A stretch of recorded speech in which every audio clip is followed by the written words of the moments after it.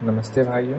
आपके एग्ज़ाम में ऐसे से 10 नंबर का क्वेश्चन आता है, ठीक है। और आज हम लोग इस वीडियो में बस एक ऐसे कंप्लीट करने वाले हैं और उस एक ऐसे से आपका कई ऐसे कंप्लीट हो जाएगा। अब किस तरह का ऐसे कंप्लीट होगा उसको हम लोग फटाफट से देख लेते हैं, ठीक है ना। तो हम लोग फटाफट से सुपर फास्ट ट्रेन को पकड़ लेते हैं और सारे ऐसे को फटाफट से लिख लेते हैं, ठीक।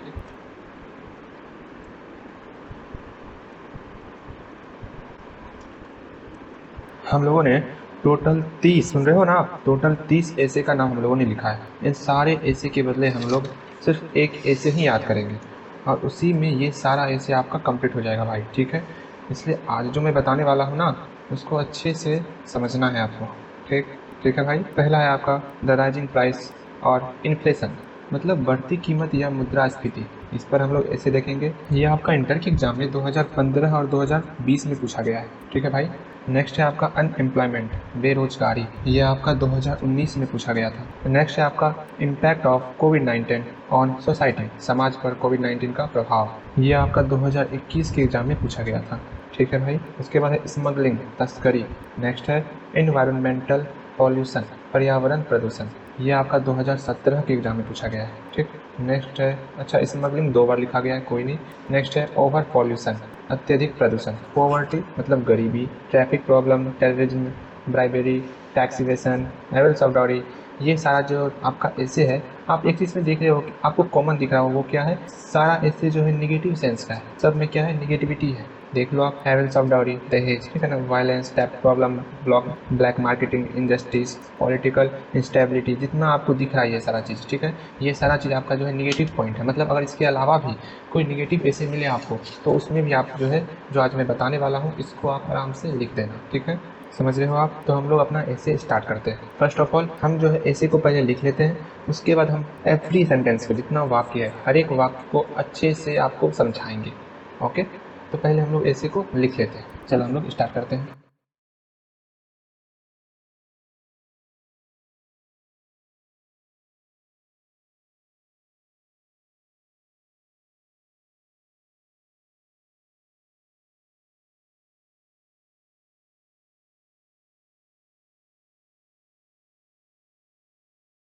फाइनली हम लोगों ने ऐसे को लिख लिया। अब हम लोग बारी बारी से लाइन बाय लाइन सारे ऐसे को समझेंगे, ठीक है। चलो हम लोग स्टार्टिंग पेज पर आते हैं, ठीक है भाई। चलो, जब आप ऐसे स्टार्ट करोगे ना तो आपको 5 लाइन, जिस ऐसे पर आप ऐसे लिख रहे हो उस पर 5 लाइन कम से कम आपको जो है याद रखना होगा, ठीक है। उसमें से मैंने आपको 2 लाइन यहाँ पर लिख दिया है। हो सके तो इस 2 लाइन का आप सहारा ले लेना, वरना आप कम से कम 5 लाइन याद करना है आपको और स्टार्टिंग में लिखना है, ठीक है भाई। ये जो हमारा पहला लाइन है, वैसे हम लोग जहाँ जहाँ खाली जगह है ना, हम लोग कोई एक ऐसे वहाँ पे फिलअप करेंगे। कौन सा ऐसे कर ले फिलअप, कौन सा कर ले, कौन सा कर ले, हम लोग पॉल्यूशन कर लेते हैं, ठीक है भाई। क्या है, pollution has the evil impact in our life, हमारे जीवन पर एविल इम्पैक्ट मतलब बुरा प्रभाव। इसका मीनिंग हो गया प्रदूषण का हमारे जीवन पर बुरा प्रभाव पड़ता है। That's clear. नेक्स्ट सेंटेंस देखो, pollution breeds most of social and economic problems. यहाँ पर सोशल एंड इकोनॉमिक्स, यहाँ पर सोशल एंड इकोनॉमिक प्रॉब्लम्स मतलब सामाजिक और आर्थिक समस्याओं, मोस्ट मीन अधिकांश। तो इसका मीनिंग क्या हो गया, ये जो प्रदूषण है ये अधिकांश सामाजिक और आर्थिक समस्याओं को ब्रीड्स करता है, आई मीन जन्म देता है। नेक्स्ट सेंटेंस देखो आप, pollution has become one of the most embarrassing problems all over the world. All over the world मतलब पूरी दुनिया में। One of the most embarrassing problems, embarrassing problems शर्मनाक समस्याओं। तो one of the most embarrassing problems सबसे शर्मनाक समस्याओं में से एक। और बिकम का मीन हो गया बन गया, बनना होता है, और हैज लगा हुआ है, बन गया है। इसका मतलब हो गया कि प्रदूषण पूरी दुनिया में सबसे शर्मनाक समस्याओं में एक बन गया है। That's clear. नेक्स्ट सेंटेंस देखते हैं हम लोग, it is replete with dangerous and destructive aspects. अब डेंजरस एंड डिस्ट्रक्टिव एस्पेक्ट्स में क्या होता है, खतरनाक और विनाशकारी पहलुओं। एस्पेक्ट्स मतलब पहलुओं, ठीक। रिप्लीट मतलब होता है भरा हुआ, भरा हुआ। तो it is replete with dangerous and destructive aspects मतलब यह खतरनाक और विनाशकारी पहलुओं से भरा हुआ है। That's clear. नेक्स्ट सेंटेंस देखते हैं हम लोग। यहाँ पर आप पैराग्राफ चेंज कर लेना। Pollution not only demoralises and destabilise a nation but also creates uncertainty and insecurity among the nation.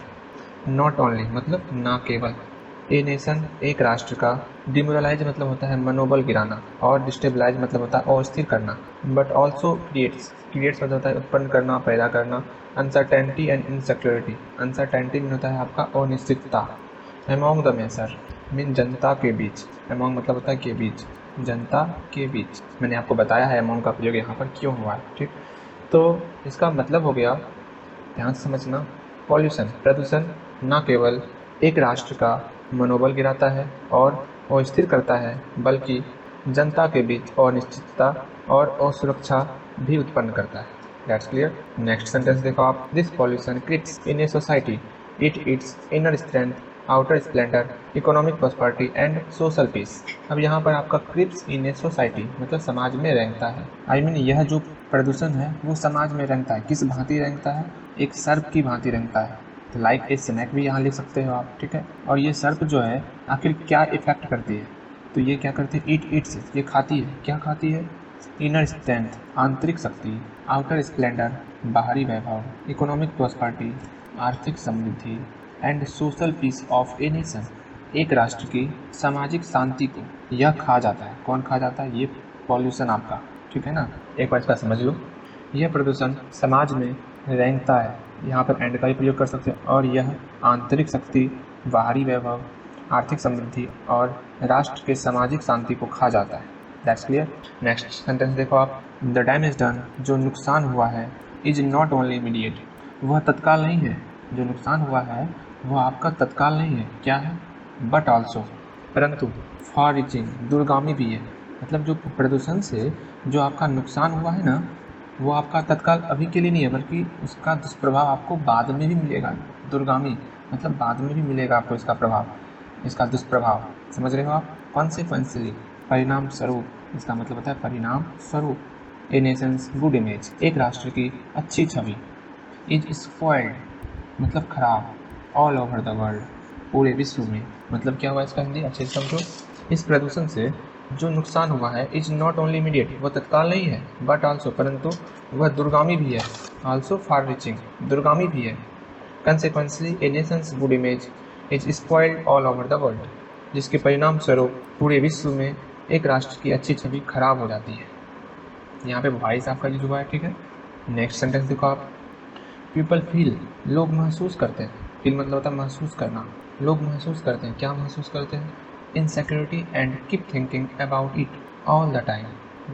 People feel insecurity, लोग असुरक्षा महसूस करते हैं, ठीक। एंड कीप थिंकिंग और सोचते रहते हैं, किसके बारे में? अबाउट इट, इसके बारे में सोचते रहते हैं। ऑल द टाइम हमेशा, हर समय। ऑल द टाइम मतलब होता है हर समय।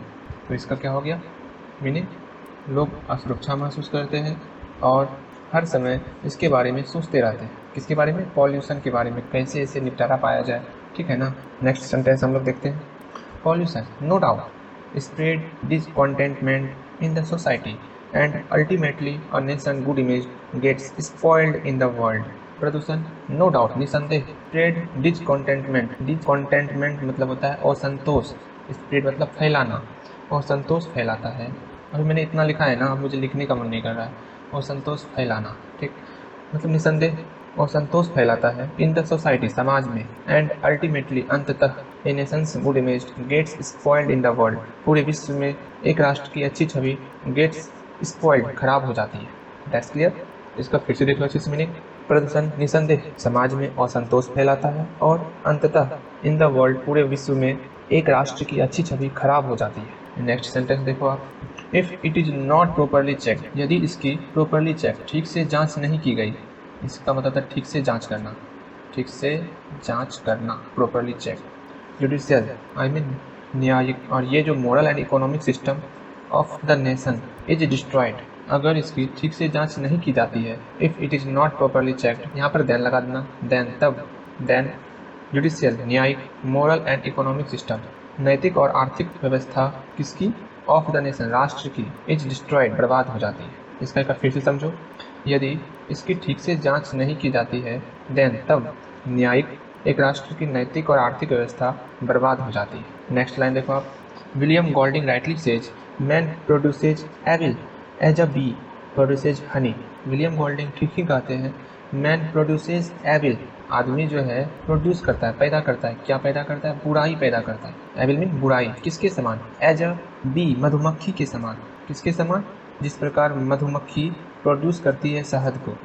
एक बार फिर समझो, विलियम गोल्डिंग ठीक ही कहते थे, राइटली सेज ठीक ही कहते थे, आदमी प्रोड्यूस करता है एविल को, बुराई को पैदा करता है, किसके समान, as a bee produces honey, जिस प्रकार मधुमक्खी शहद पैदा करती है। That's clear. नेक्स्ट लाइन देखो आप, wide spread disappointment in the common people away this bad practice. अब वाइड स्प्रेड डिसअपॉइंटमेंट मीन होता है आपका वाइड स्प्रेड मतलब व्यापक, और डिसअपॉइंटमेंट निराशा, in the common people away, या कॉमन पीपल मतलब आम लोगों में या आम जनता, और ये जो है दिस बैड प्रैक्टिस मतलब इस बुरी प्रथा, इस बुरी प्रथा, अभी मतलब होता है के कारण। अच्छा, इसका अच्छे से समझो मीनिंग क्या हुआ।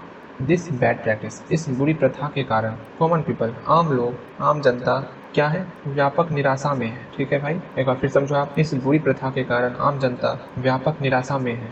इसमें तो आपका हेल्पिंग वर्ब छूट गया, यहाँ इस लगा दो भाई।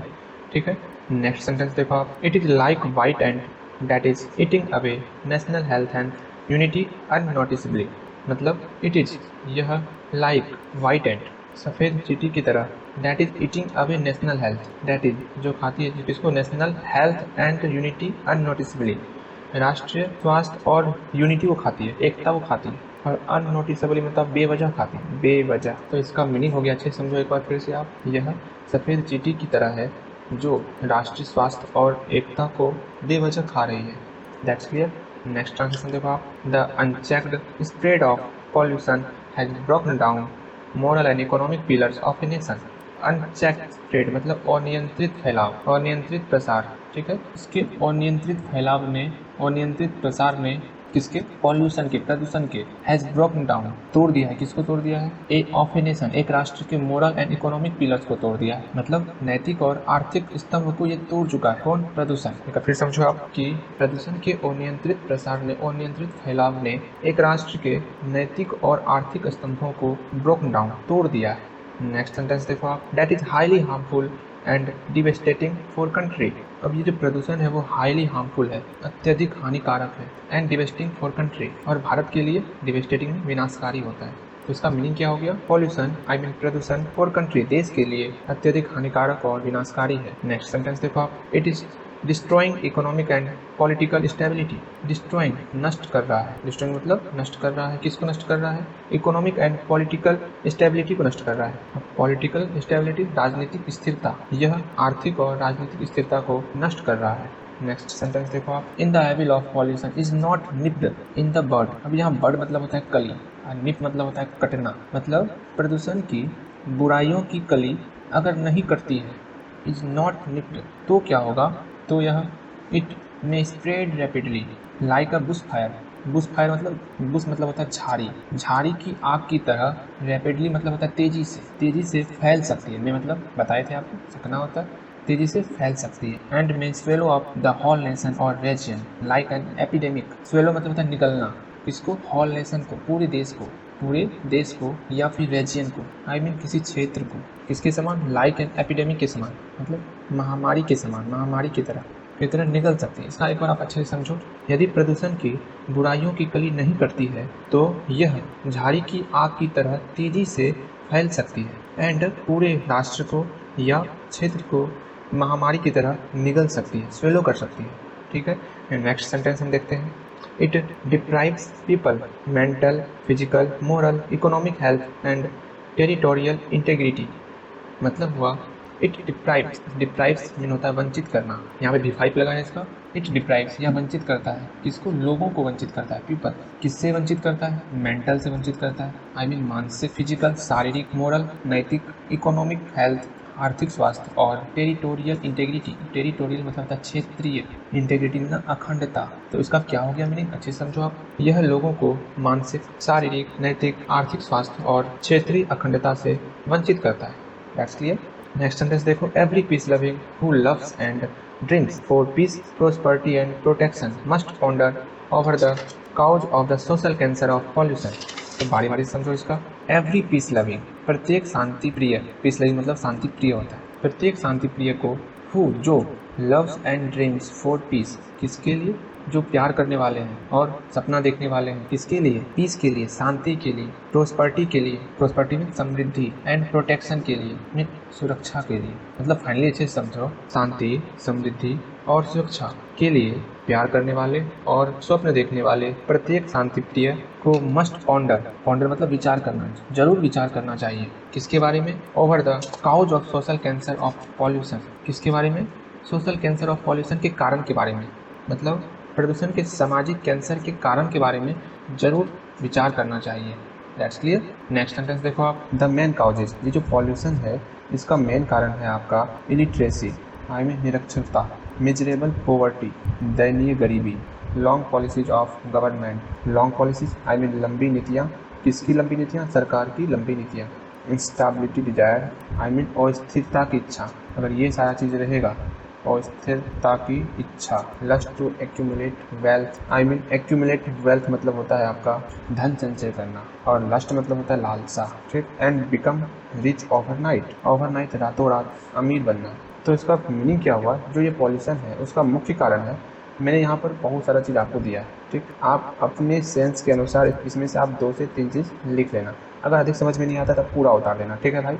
The main causes are illiteracy मतलब निरक्षरता। इसका मुख्य कारण, प्रदूषण का मुख्य कारण है निरक्षरता मतलब साक्षर नहीं रहना, शिक्षा की कमी, मिजरेबल पॉवर्टी दयनीय गरीबी, लॉन्ग पॉलिसीज ऑफ गवर्नमेंट सरकार की लंबी नीतियाँ, और स्थिरता की इच्छा या फिर धन संचय करने की लालसा जो है, और साथ ही साथ रातों रात अमीर बनने की कामना। ये सारा सब जो है आपका वो पॉल्यूशन का कारण है, ठीक। अब यहाँ पर पॉल्यूशन के कारण में ये आप मत लिखना, धन संचय करना और रातों रात अमीर बनना, ये छोड़ देना, बाकी सारा कुछ लिख देना, ठीक है भाई। चलो नेक्स्ट क्या है? कल्चरल, सांस्कृतिक। देखो बस आपको थोड़ा सा मेहनत करना है, ठीक है ना। तो कभी भी ऐसे नेगेटिव सेंस आएगा तो आपको परेशान नहीं होना होगा।